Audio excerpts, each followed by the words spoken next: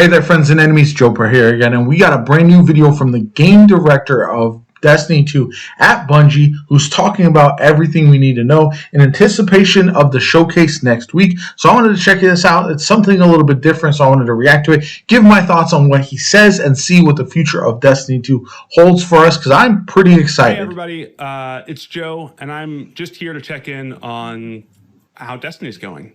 So a few weeks ago, we put about state of the game communication. Not received well, by the way. It wasn't up to our standards for what y'all have come to expect for those kinds of communications.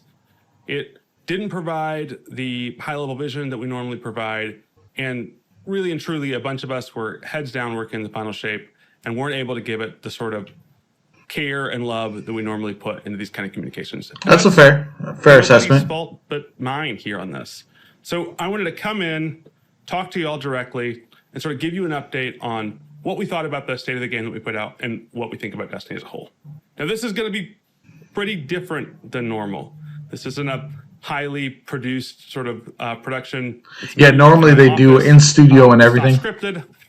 I've got a bunch of notes here that we're going to read through. And it's going to feel probably more like you're just in a meeting with me, which is going to be rambly, and we're probably going to... I kind of like it this way, though. I'm really, going to be honest. Go over where we're thinking about the game. So what we're going to talk about today, we're going to talk about the reveal coming out next week. We're going to talk about PvP. We're going to talk about armor. We're going to talk about our communication strategy. All good things. Definitely necessary. Right into it. Let's start with reveal. Next week, we're going to go out and we're going to show an awesome showcase for the final shape. We're really excited about a bunch of the content in there, but truly, that showcase is not a reaction to the state of the game last week. It's not a reaction to a bunch of the sentiment online, and it's definitely not a reaction to this video.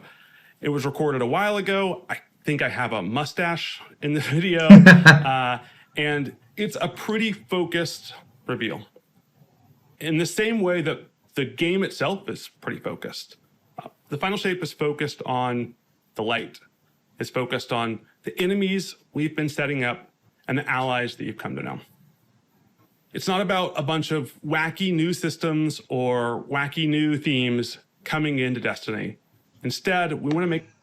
So that's something that I've seen a lot of people talking about, is the focus being on after the final shape and all that kind of stuff. But for me, it's like the final shape should be, this has been a 10-year process. This should be where we get everything focused on the final shape primarily, and then we go from there, right?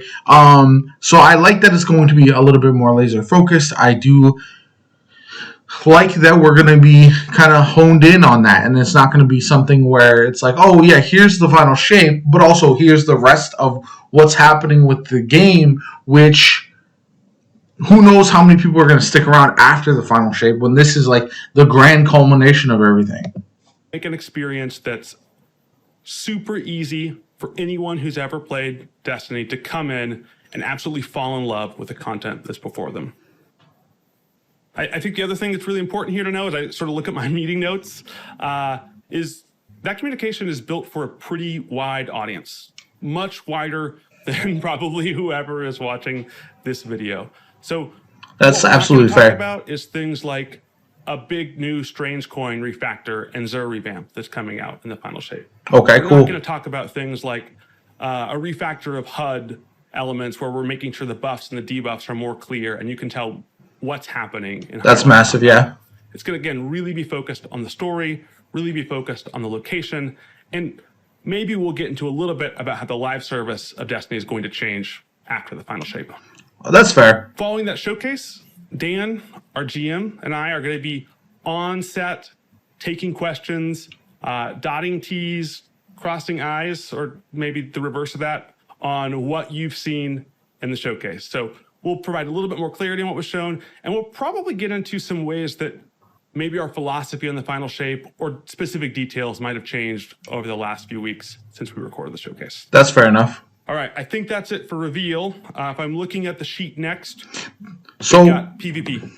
The reveal is a hype and marketing platform. It's not necessarily a breakdown of all the systems that are changing and everything, like the feedback from the community. So I understand that completely. I think it's the right way to go, but I do know people are going to be still. People set up expectations for themselves when they're watching some things. So I think that's where setting these expectations now is absolutely massive. So let's start with the state of PvP right now in Destiny. What have we been doing? What have we been focused on? We've been really focused on sandbox balance. So like a big focus of effort last year was just making sure that Strand came out in a good place and got to live sort of in harmony with the rest of our Crucible ecosystem. Yeah, Strand was definitely not as broken as Stasis. 2 weapon balances per season, one at the start, one in the mid-season. And we've been focusing on ritual updates to PvP, be this mode updates, point updates, reward updates at the beginning of each season. Finally, if we flip over to our agenda, we've been focused on making one new map and a few reprises a year. Now, all that aside, I think it's fair to say this approach is not producing the Crucible that our players expect us. So what are we going to do? How are we going to change? First, let's talk about maps. It's clear that the sort of slow trickle of PvP maps isn't having the effect we want. And although it gets an injection of PvP maps every so often into the ecosystem, it's also forcing this like one new map a year. It means we're trying to build a map that has to do everything, which means it can't be good at anything.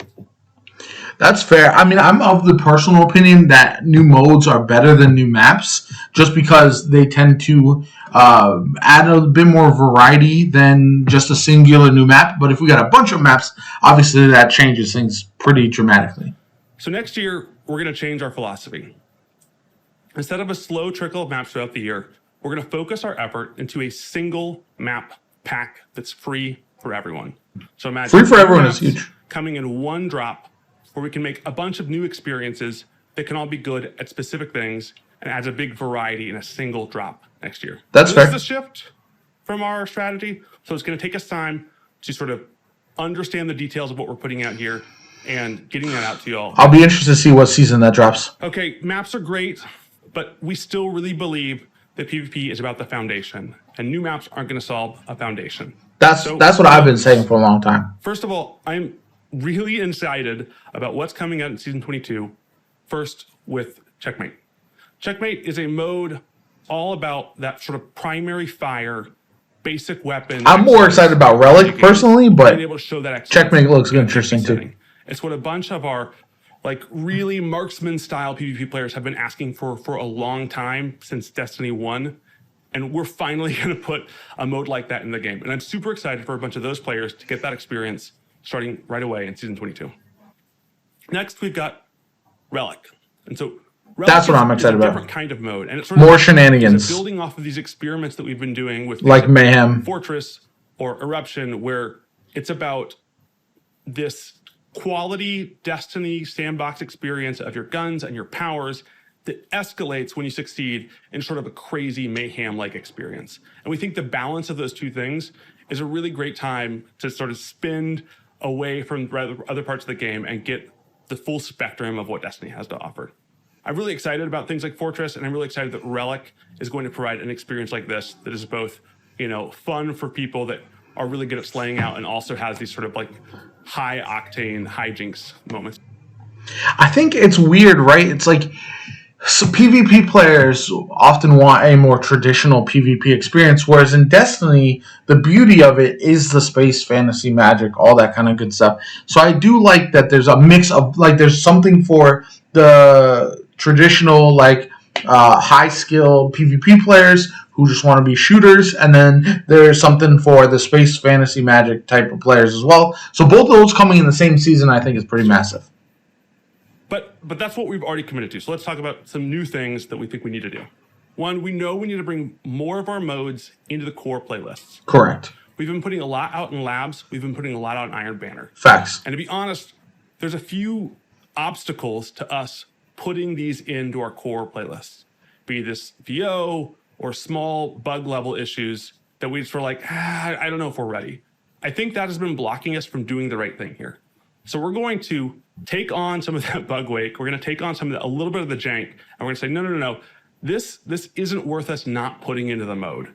And so we're going to take some of these modes that we've been putting in Crucible Labs, that we've been putting in Iron Banner, and taking them and putting them into the core PvP. I'm excited about that personally. Countdown, Eruption, Fortress.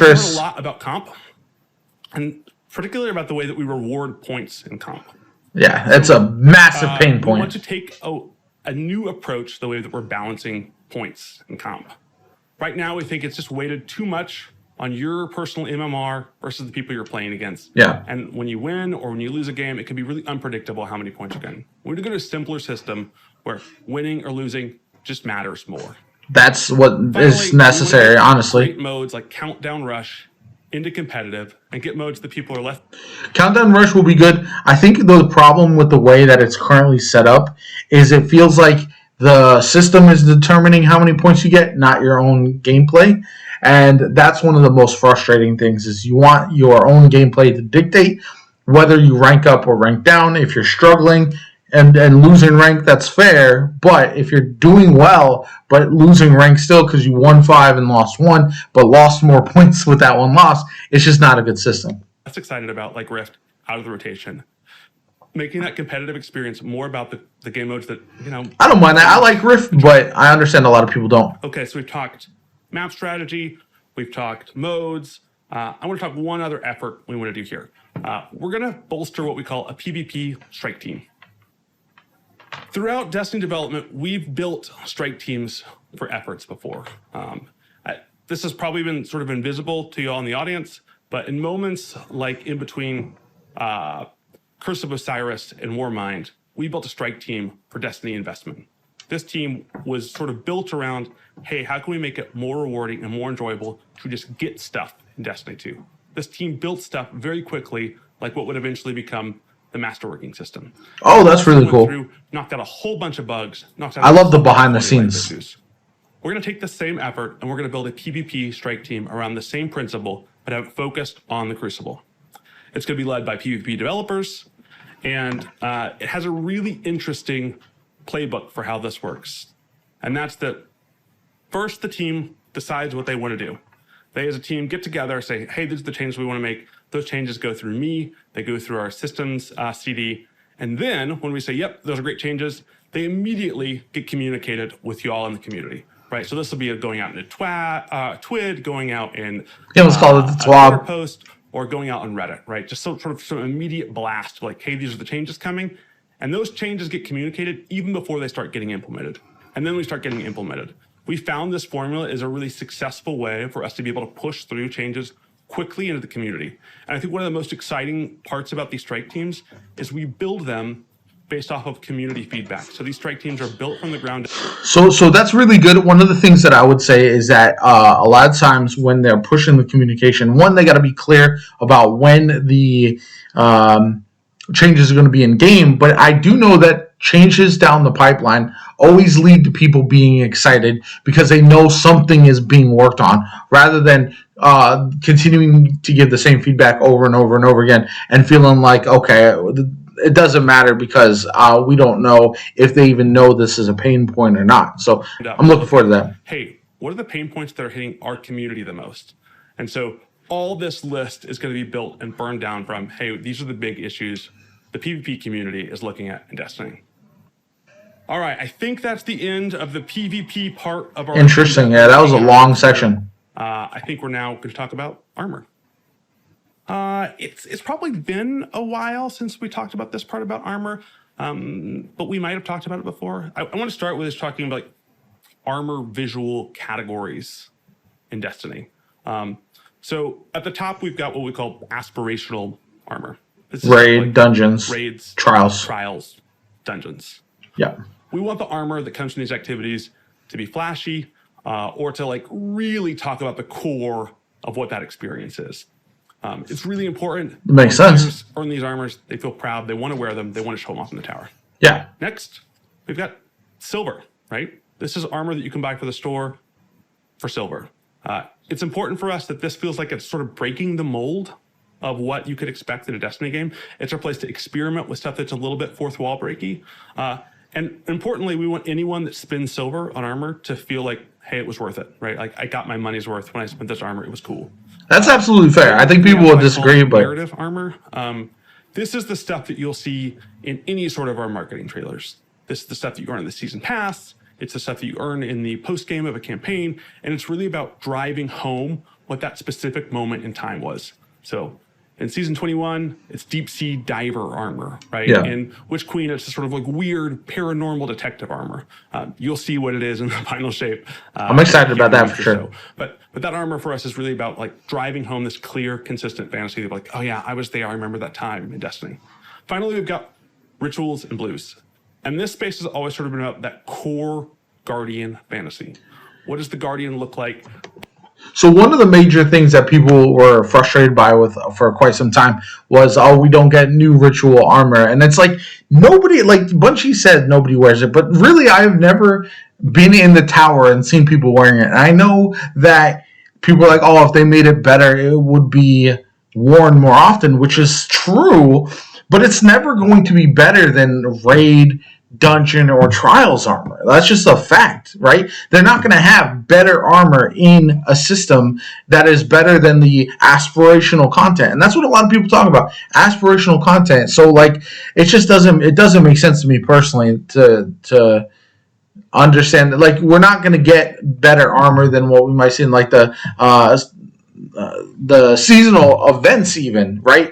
The solstice with the glows, you've got the bug armor coming in the fall for the haunted event. So I think there's a lot of that it's kind of, I don't understand the feedback and why people are so hung up on the ritual armor personally. That you would imagine sort of the stereotypical everyday Guardian, or the Guardian that you see on the front line. Maybe tragically a Guardian that tried to go into the portal of the Traveler and then gets cut up into a million pieces. This is that spot. And we need a lot of armor here to sort of flesh out those fantasies. Now, sometime in the middle of last year, we sort of reevaluated our priorities on armor. And we said, hey, we need to be spending more on the armors that people care the most about, the people that earn, that spend, that do all this to this. That's fair. I agree with that. In the game. So this is like our PvP stuff in trials, our aspirational stuff in raids and dungeons, our narrative stuff. We thought we weren't consistently hitting the bar enough in those looks. And I think that since that initiative, we've been really successful in this. We've put Season of Deep armor is good. In terms of the dungeon armor for Spire. We've put out awesome stuff in the Root of Nightmares. Yeah, Spire was crazy. A bunch of awesome armor sets for sort of a deep sea fantasy last season and Season of the Deep. Now, what we failed to do when we reprioritized, hey, where are our resources going, is communicate this to you. That's the big thing. So yeah, we knew communication. That when we made this change, we were going to be able to make a ritual armor set every single year. And we thought, okay, well, that's fine. We have a lot that fits this sort of base Guardian fantasy. But we should have communicated that out to you. And so, one, I'd like to say, this is not a thing that we're never going to invest in. We're investing in it again in the final shape. There's going to be a whole nother ritual suite of armor. And we're excited to sort of replenish that base Guardian fantasy. But just because we're doing that in the final shape year, that doesn't mean that we communicated this soon enough. So also for this year, we want to take an armor set that we were going to put in the Eververse, and we're saying, no. We should have communicated this earlier. It's really important that our fans can trust us. Let's take this armor set that we were going to use in season 22 for the Eververse set, and let's say, no, it's going to be free, and we're going to put it as ritual rewards. So next season, love that. That's awesome. I like that a lot. A brand new armor set that you can earn through playing Strikes, Crucible, Gambit. I think that's fantastic. I'm glad they're doing that. That's a brand new armor look. Little show of goodwill. We're confident in our strategy going forward. We believe this is the right priority going forward, but also it's our responsibility to communicate this stuff sooner. So we want to make sure that we're doing the right thing by all the fans. All right, I think that's armor. Let's talk about comms. Okay, we've talked a lot about how the development team is very busy, and I think that although we really want to be focused on delivering great content to y'all and making sure that's our top priority, that doesn't mean our communications have to suffer. And so the first thing, we want to be talking to y'all more.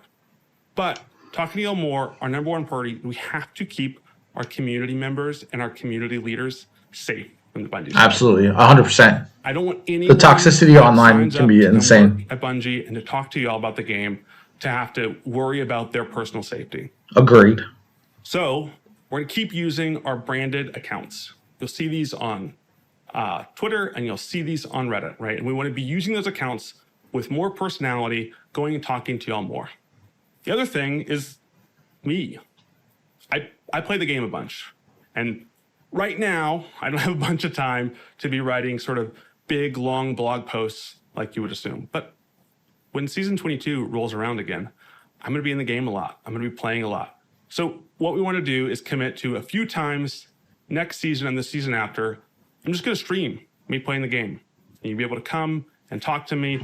And it's not going to be reveal packed, but it is a great time to just be like, hey, check in with Joe. These are the things that we're feeling. Get his opinions on them. I like this a lot. And hopefully, if I can the dev live streams feel more personal for sure. Me learn a bit more about the game.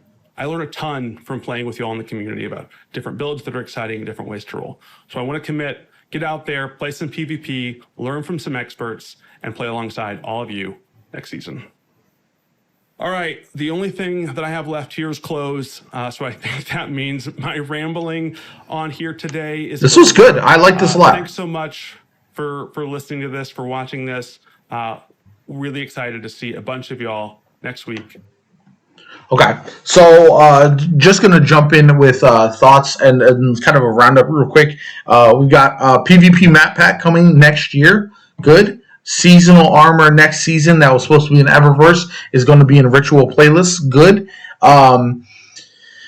We've got more communications and Joe's live streams, which is good. More personality on the official Bungie Destiny, probably the Destiny 2 team account as well. All of that is good. PvP Strike Team, also good.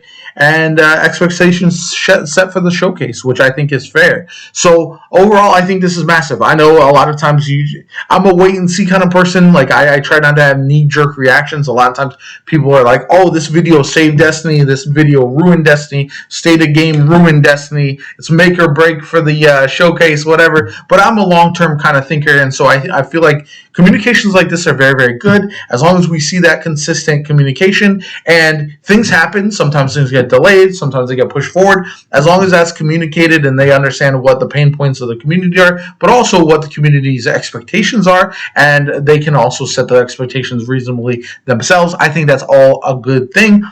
So we'll see. I'm very optimistic about the showcase. I am going to continue to play Destiny. Unlike some people who might be frustrated with the game, I'm still very excited about Destiny each and every time I log on. I mix in other games, as you see on the channel here. I play Remnant, I play Diablo, I play a lot of other games because I don't want Destiny to feel stale, and I think that's the way to go going forward, even with all the revamps we're getting. But I'd love to hear from you guys. Let me know what you think about this communication in the comments down below. My name is JoPa. I hope you have a good one, and I'll catch you all later.